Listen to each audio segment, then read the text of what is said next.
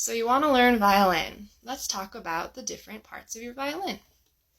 Right at the top, this beautifully carved portion of your violin is the scroll. And it comes down around and forms the peg box. So this part right here is the peg box.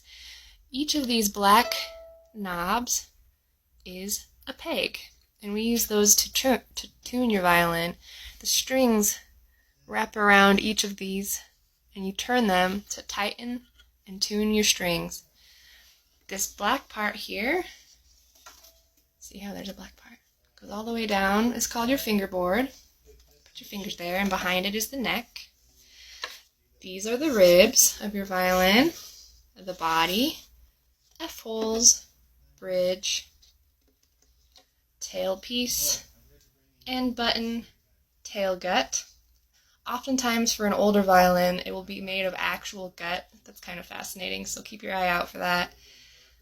Chin rest, which can be tightened using a little tiny tool.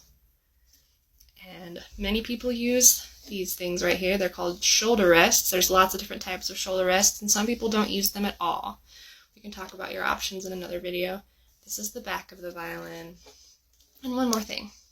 Many violins have fine tuners here at the bottom. Mine only has the one, but you can have up to 4, one for each string. And there's a little tiny knob down here that help you tune more accurately without needing to turn the peg. It's especially helpful if your pegs are like sticky, if they are rough to turn and kind of crack when you turn them. There's a product for that also, but fine tuners are super useful. You turn them righty-tighty, lefty-loosey, so that when it goes to the right, they get higher. The left is lower, but you don't want to tune it too much.